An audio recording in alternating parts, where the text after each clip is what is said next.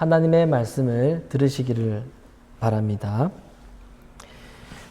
다니엘이 이 조서에 왕의 도장이 찍힌 것을 알고도 자기 집에 돌아가서는 윗방에 올라가 예루살렘으로 향한 창문을 열고 전에 하던 대로 하루 3번씩 무릎을 꿇고 기도하며 그의 하나님께 감사하였더라.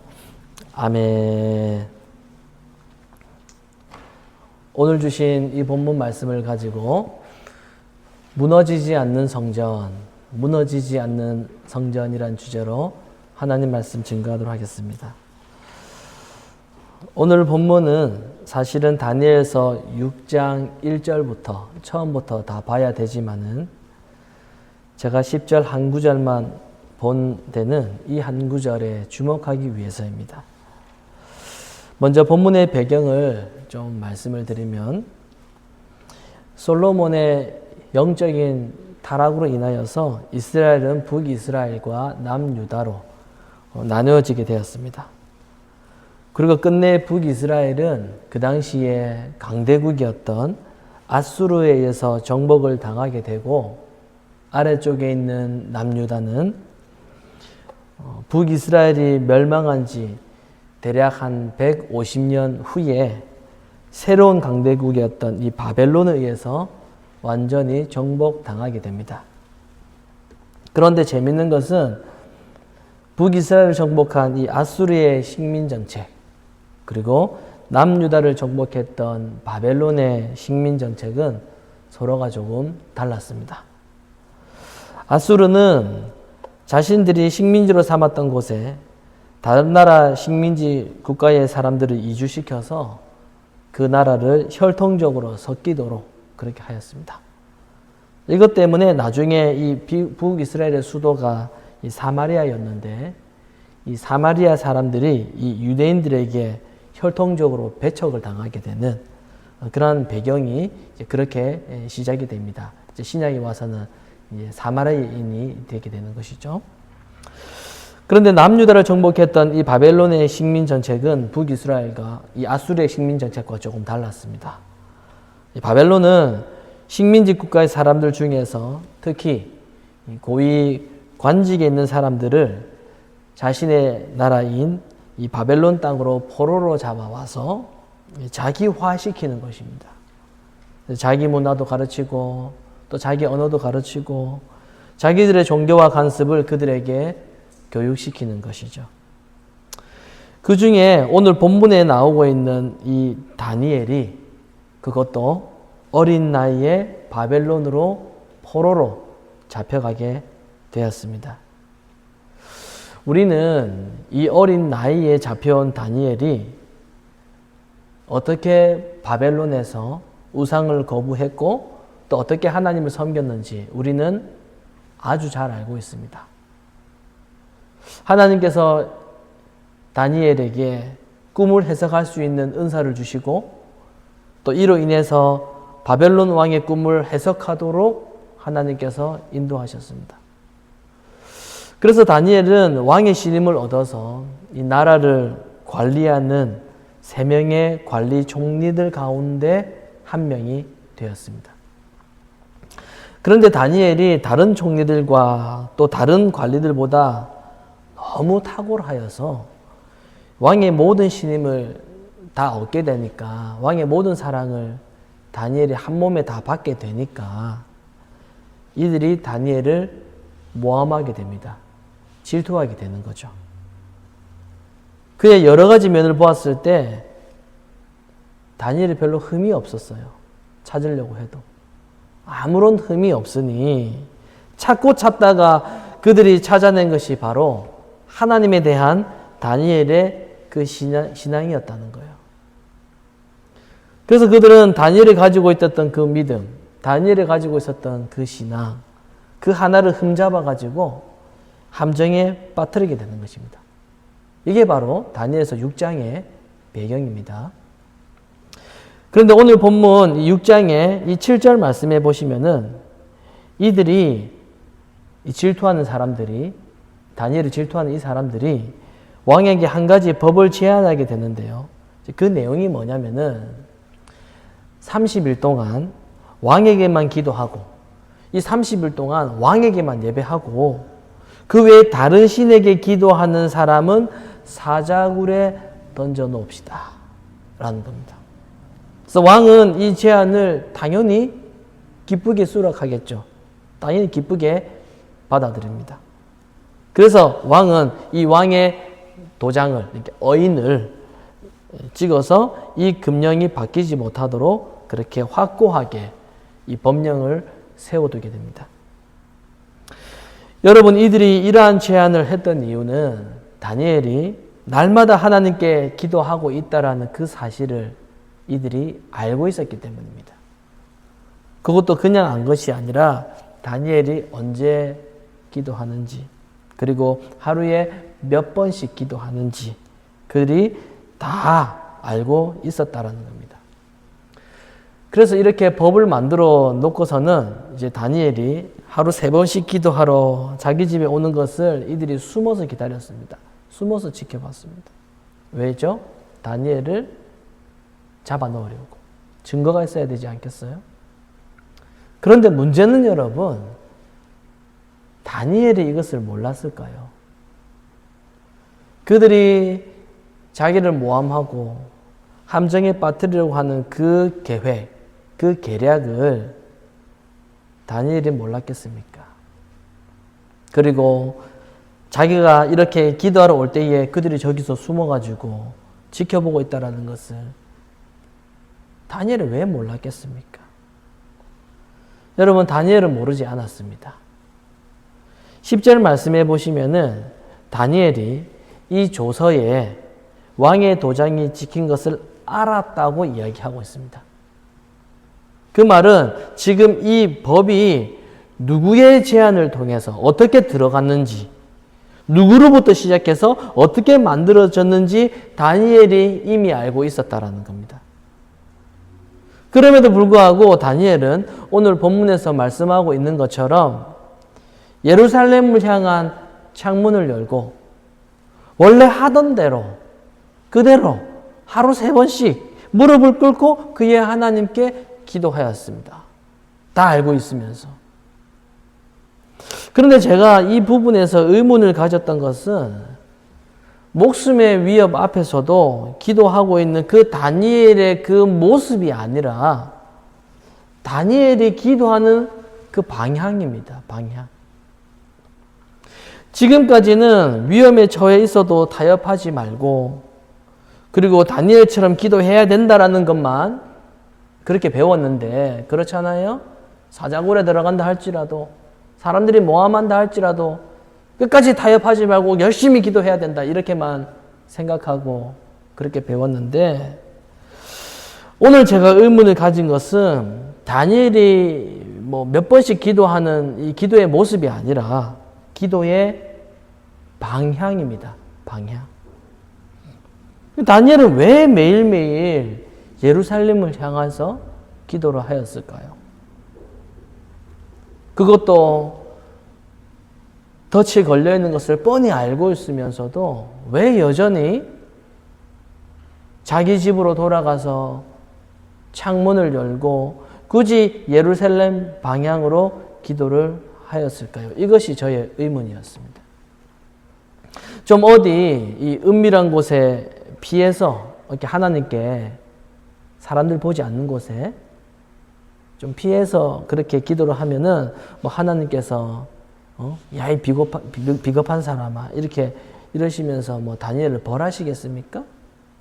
그럴 것 같지도 않은데 무엇이 그로 하여금 창문을 통해 보여진 예루살렘을 향한 그 방향을 그렇게 고집하게 만들었을까요? 그 답은 사실 그렇게 어렵지 않습니다. 바로 그 방향에 무엇이 있었기 때문이죠? 하나님의 예루살렘에 뭐가 있었습니까? 성전이 있었기 때문입니다. 예루살렘에. 다니엘은 단순히 포로지에서 고향 예루살렘이 그리워서 그곳을 향해서 기도를 한 것이 아니라 하나님의 성전을 바라보고 기억하면서 그곳을 향하면서 늘 그렇게 기도하였습니다. 그런데 문제는 여러분, 다니엘 시대 때, 지금 다니엘 시대 때, 현재 지금 다니엘 시대 때 그 성전은 이미 바벨론이 쳐들어와서 이미 파괴되고 그 성전은 없었어요. 그렇다면 다니엘이 더 이상 존재하지도 않는 건물, 더 이상 형태가 사라진 성전을 바라보고 기도했다. 이것은 무엇을 의미하는 것일까요? 그가 지금 바벨론에 있잖아요. 그가 포로로 끌려오기 전에, 예전에 그 아름다운 신앙생활을 추억하는 것일까요? 아니면 바벨론 땅에는 성전을 세울 수 없기 때문에 비록 파괴되었지만 그 성전의 터를 향해서 묵상하면서 기도를 하였겠습니까? 그렇지 않습니다, 여러분. 성전을 향해 다니엘이 기도했던 이유는 다른 곳에 있었죠. 비록 예루살렘에 있었던 그 성전은 파괴되었지만 성전을 향한 그 방향에는 여전히 존재하는 것이 있었다는 겁니다. 여러분, 그것이 무엇이겠습니까? 기도하는 그 방향에, 예루살렘의 성전을 기도하는 그 방향에 성전은 무너지고 없지만 여전히 그 방향 가운데 있었다라는 그것이 무엇일까요? 그것은 바로 하나님의 약속입니다. 하나님의 약속이 그 방향에 있었다라는 겁니다. 성전은 이미 사라졌지만 그 성전에는 하나님께서 주신 약속이 여전히 있었다는 겁니다. 그래서 그가 그 방향을 다니엘이 그렇게 고집했던 것입니다. 자, 그러면 그 약속이 무엇입니까? 자, 이 비밀을 알기 위해서는 우리가 오늘 좀 다른 본문을 좀 살펴보아야 되는데 우리 레위기서를 한번 살펴보도록 할까요? 자, 지금 찾아볼 말씀은 레위기서 26장입니다. 자, 레위기서 26장인데 자, 이제 지금부터 좀 더 집중을 잘 하셔야 됩니다. 놓치시면은 졸리게 됩니다. 자, 이 레위기서 26장에는 어떤 내용이냐면은 복과 저주에 대해서 설명하고 있습니다. 레위기서 26장에는 복과 저주에 대해서 설명하고 있습니다. 자, 한마디로 이겁니다. 하나님의 율법을 순종할 때 주어지는 복, 그리고 불순종할 때 주어지는 징벌, 이렇게 나와 있습니다. 어떤 내용인지. 그래서 이제 내용을 보면은 순종에 따른 축복은 이 정도 표현되어 있어요. 순종에 비교를 하자면은 순종했을 때 주어지는 복은 이 정도라면은 26장에 보면, 그런데 불순종에 따른 징벌은 이만큼 표현되어 있다는 겁니다. 순종할 때 주어지는 복은 조금, 말 안 들었을 때 주어지는 징벌은 이만큼 이렇게 표현되어 있다는 거예요. 자, 그런데 놀라운 것은 지금 여기에 나타난 이 불순종에 따른 징벌이 먼 훗날에 이스라엘 백성들이 걸어갔던 그 불순종의 그 단계들이 있잖아요. 이스라엘 백성들이 이 단계로 이렇게 계속 불순종했던 그런 모습들과 아주 똑같은 모습을 그대로 볼 수가 있습니다. 똑같아요. 그러니까 이스라엘 백성들이 하나님의 약속대로 가나안 땅을 얻었잖아요. 얻었음에도 불구하고 하나님의 말씀을 지키지 않을 때 그들이 점점 더 큰 벌을 받게 될 터인데, 그 징벌에도 불구하고 그들이 돌이키지 않고 깨달지 못했을 때 그 벌이 조금씩 더 커질 것을 지금 이 모세를 통하여서 경고하고 있는 말씀이 바로 지금 레위기서 26장의 내용입니다. 자, 그러면은 레위기서 26장 14절, 15절 한번 보시기를 바랍니다. 자, 하나님의 말씀을 지키지 않았을 때, 순종하지 않았을 때 어떤 징벌의 내용이 기록되어 있는지 볼 수 있습니다. 자, 14절, 15절입니다. 제가 읽어보겠습니다. 그러나 너희가 나에게 청종하지 아니하여 이 모든 명령을 준행하지 아니하며 내 규례를 멸시하며 내 마음에 내 법도를 싫어하여 내 모든 계명을 준행하지 아니하며 내 언약을 배반할 것인데 이렇게 나와 있습니다. 자, 이렇게 하면은 그 다음에 나오는 16절, 17절에는 그 결과가 나와 있어요. 자, 이렇게 말을 안 들었을 때 어떤 결과인지 이렇게 나와 있습니다. 폐병과 열병으로 눈이 어둡고 생명이 쇠약하게 할 것이고 대적에게 패할 것이다. 그리고 18절 말씀해 보시면은 또 만일 너희가 그렇게까지 되어도 나에게 청종하지 않으면 너희의 죄로 인하여서 내가 너희를 7배나 더 벌할 것이다. 자, 이들이 하나님의 말씀을 듣지 않아요. 근데 돌이키지 않고 계속 듣지 않으니까 그 벌이 점점 더 커져간다라는 겁니다. 그리고 20절에 그 벌의 결과가 뭐냐면은 뭡니까? 20절에 땅에 소사물이 없을 것이다 말씀하고 있어요. 근데 여기서 그치지 않아요. 그럼에도 불구하고 하나님의 말씀을 그래도 듣지 않으면은 22절에 보면은 들짐승이 자녀들을 움키고 가축을 멸한다 이렇게 말씀하고 있습니다. 이 징벌이 점점 더 커져가고 있습니다. 그리고 이어서 23절 말씀해 보시면은 이렇게 말씀하십니다. 이런 일을 당하여도 너희가 내게로 돌아오지 아니하고 나에게 대항할 건데 곧 나도 너희에게 대항하여 너희 죄로 말미암아 너희를 7배나 더 칠 것이다 이렇게 말씀합니다. 자, 27절 말씀해 보면은 너희가 이같이 될지라도 내게 청종하지 아니하고 내게 대항할진대 내가 진노로 너에게 대항하되 너희의 죄로 말미암아 7배나 더 징벌하리니. 자, 여러분, 이 정도면 자, 지금 하나님의 마음이 보이십니까? 하나님의 마음이 지금 어떤 마음인지. 이렇게 해도 이렇게 벌을 주고 깨달을 수 있도록 해도 이렇게 해도 내 말을 듣지 않으면 더 큰 징벌을 내릴 것인데 그 최후의 징벌이 무엇입니까? 그 밑에 33절에 나오는데 우리 함께 읽어보도록 하겠습니다. 그 최후의 징벌입니다. 33절 시작. 내가 너희를 여러 민족 중에 흩을 것이고 내가 칼을 빼어 너희를 다르게 하리니 너희의 땅이 황무하며 너희 성읍이 황폐하리라. 자, 지금 어떤 내용입니까? 이게 바로 지금 다니엘이 처해져 있는 상황이죠. 이미 예언했던 대로 그대로 다 이루어졌습니다. 자, 이 말씀을 현재 다니엘은 이미 다 알고 있었습니다. 왜냐하면 이 다니엘서 9장에 보면은 이 다니엘이 기도하는 내용이 있거든요. 그 기도하는 내용 중에 지금 이것에 대한 언급이 다 나와 있습니다. 자, 레위기서 26장은 또 이따가 좀 다시 돌아와야 되니까 덮지 마시고 접어놓으신 상태에서 다시 다니엘서 9장으로 가겠습니다. 자, 다시 돌아와야 됩니다. 자, 그럼 다니엘의 기도 내용인 9장 11절 12절 한번 봅시다. 자, 다니엘의 기도 내용.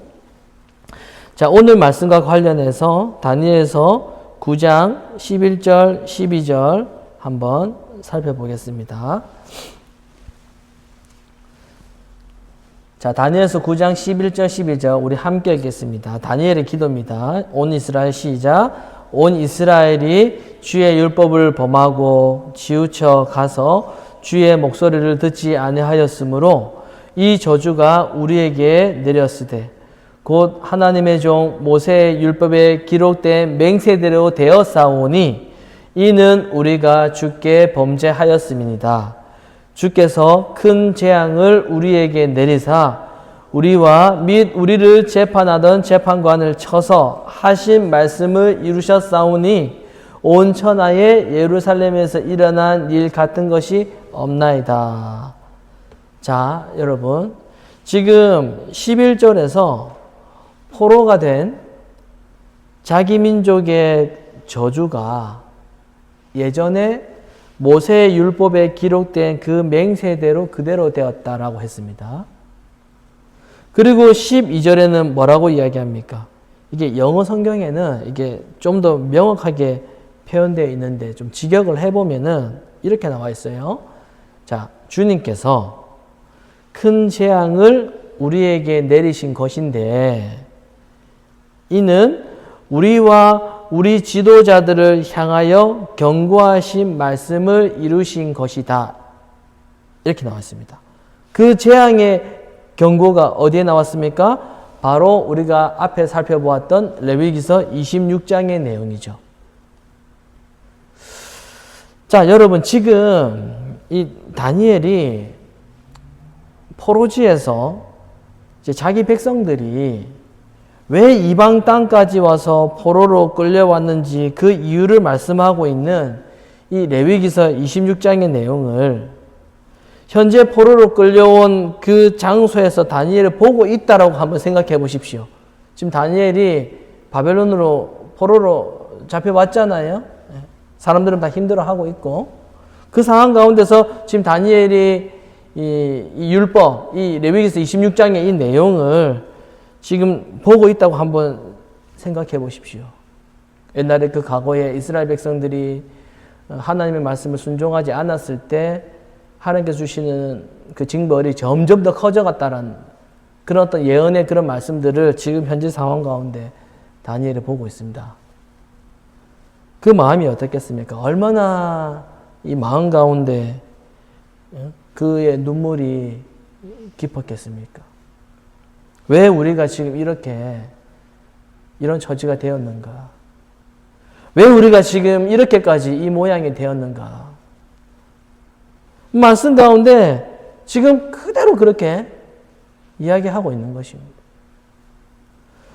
그런데 다니엘이 그 생명의 위협 속에서도 여전히 예루살렘의 그 방향을 향하여서 성전을 향하여서 기도하도록 만든 힘은 바로 레위기서 26장 그 다음 구절에 나옵니다. 자, 다시 한번 앞으로 가볼까요? 자, 레위기서 26장으로 다시 한번 돌아가 보시기를 바랍니다. 레위기서 26장 40절부터 한번 보시기를 바랍니다. 40절부터 제가 한번 읽어보도록 하겠습니다.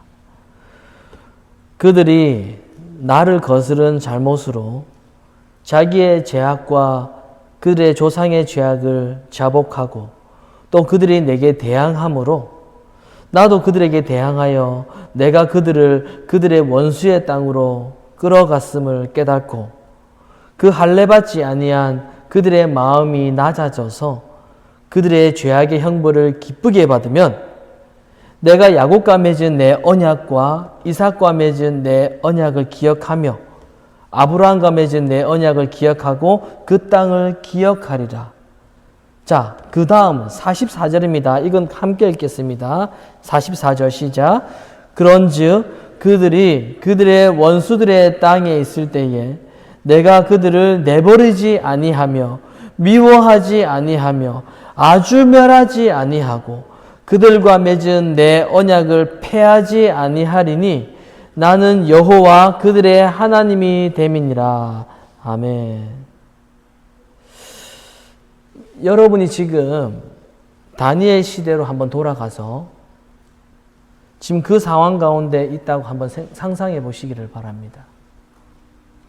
나라도 잃고 외국 땅에 포로로 잡혀와서 신앙의 자유를 다 박탈당했습니다. 그 이유가 자신들의 조상들이 지었던 그 죄 때문임을 말씀하고 있는 이 레위기 26장 44절의 말씀을 다니엘이 지금 읽고 있다라고 한번 생각해 보십시오. 우리말 성경에는 그런즉 이렇게 표현되어 있지만은 영어 성경에는 그러나 그럼에도 불구하고 그들의 원수들의 땅에 있을 때에 내가 그들을 내버리지 아니하며 아주 멸하지 아니하며 그들과 맺은 내 언약을 패하지 아니하리니 나는 여호와 그들의 하나님이 됨이라. 다니엘은 지금 이 하나님의 약속, 이 약속이 다니엘의 마음 가운데 있었고 그는 목숨보다 이 하나님의 약속을 더 붙들었다라는 것입니다. 이것이 바로 자기 생명보다 더 소중하게 여겼던 자기가 그 땅에서 살아가는 이유, 그리고 자기에게 있는 유일한 소망이었다라는 겁니다. 여러분, 지금 목숨의 위협 앞에서 다니엘이 바라보고 있는 것은 성전을 향해 죄를 사해 주시는 하나님의 약속이었습니다. 여러분, 성전을 향해서 기도를 했던 요나를 잘 아실 것입니다. 요나가 물고기 뱃속에 갇혀 있을 때 뭐라고 기도했습니까? 내가 주의 목전에서 쫓겨났을지라도 다시 주의 성전을 바라보겠다라고 그렇게 기도하였습니다. 물고기 뱃속에서. 요나가 왜 물고기 뱃속에서 회개하면서 성전을 바라보겠다라고 그렇게 기도했을까요? 요나가 물고기 속에서 그 물고기 안에서 성전이 어디에 있는지 뭐 동서남북을 알 수가 있겠습니까? 성전을 향해서 기도한다면서요. 그 물고기 뱃속에서 바닷속에서 성전이 어디 있는지 어떻게 알아요? 나침반이 있다고 한들 물고기 뱃속에 어두컴컴한데 빛이 없는데 어디가 성전의 방향인지 그가 어떻게 알고 성전 방향을 향하여서 기도를 한다는 말입니까?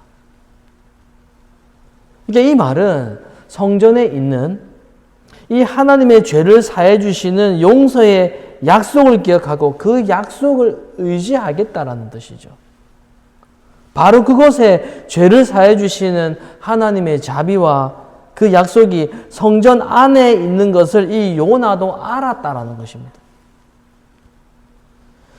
여러분, 지금 다니엘 시대 때 성전 건물은 사라졌지만 그 죄의 용서의 약속은 여전히 성전의 그 방향에 있었다라는 겁니다.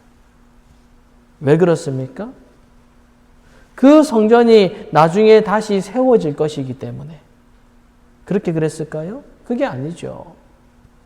건물이 아니라 이제는 진짜 죄를 사해 주시는 하나님의 사랑이 완전히 보여질 진짜 성전이 올 것이기 때문에 그 파괴된 성전을 향하여서 다니엘이 그렇게 기도했던 것입니다.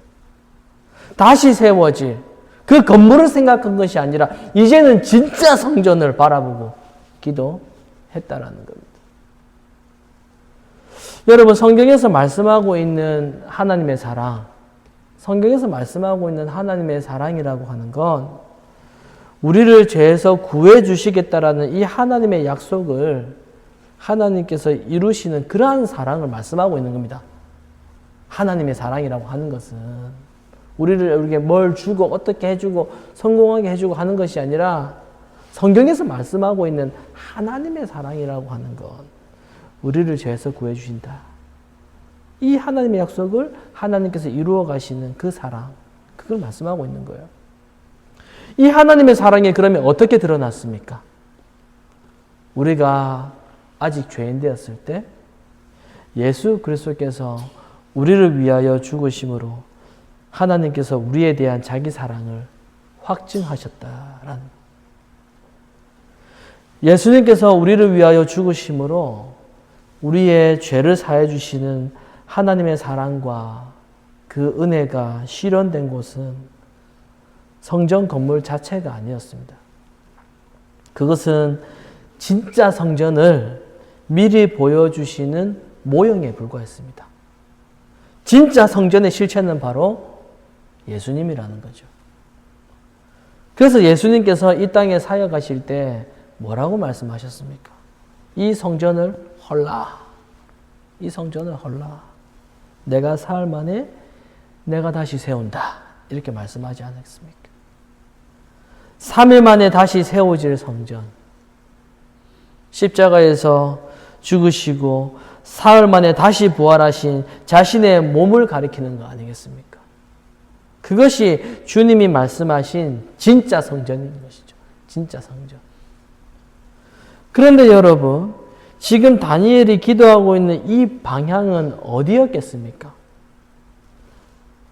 하나님의 죄 사함의 약속이 있는, 영원히 무너지지 아니하는 바로 그 예수 그리스도인 것이죠.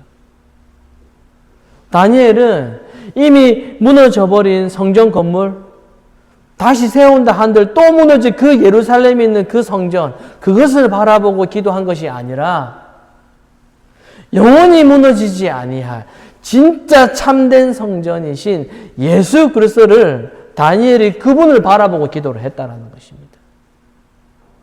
여러분, 지금 바라본다라고 하는 것이 무슨 어떤 환상을 말씀드리는 것이 아닙니다. 바라본다라고 하는 것의 가장 분명한 의미가 무엇입니까?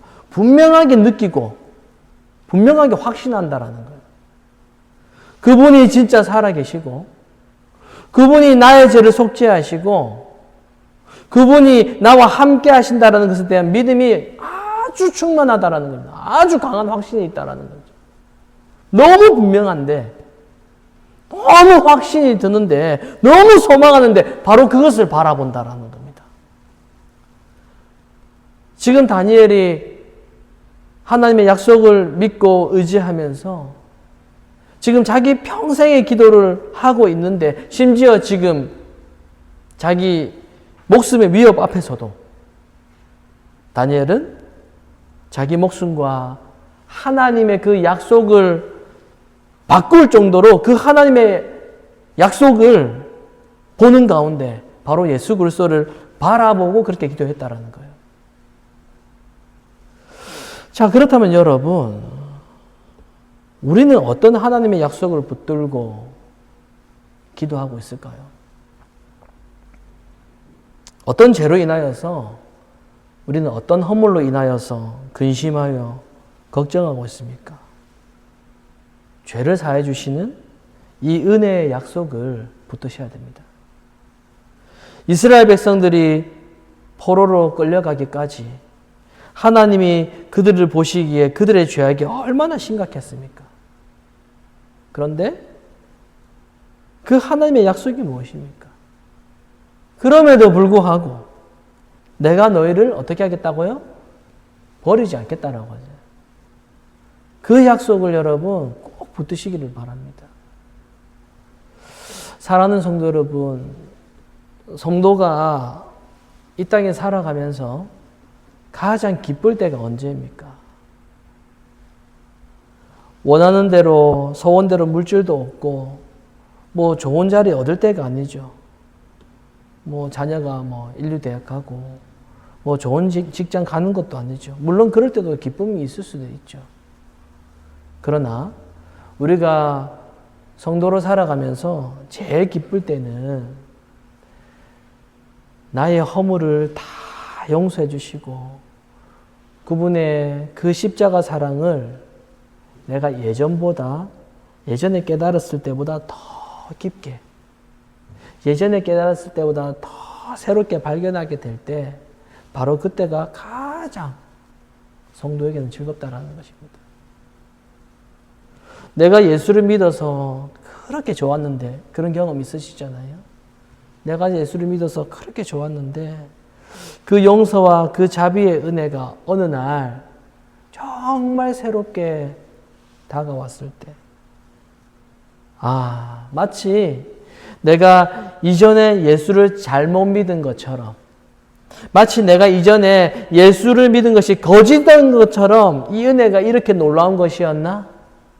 그렇게 느끼는 것이 바로 성도의 진짜 기쁨인 것이죠.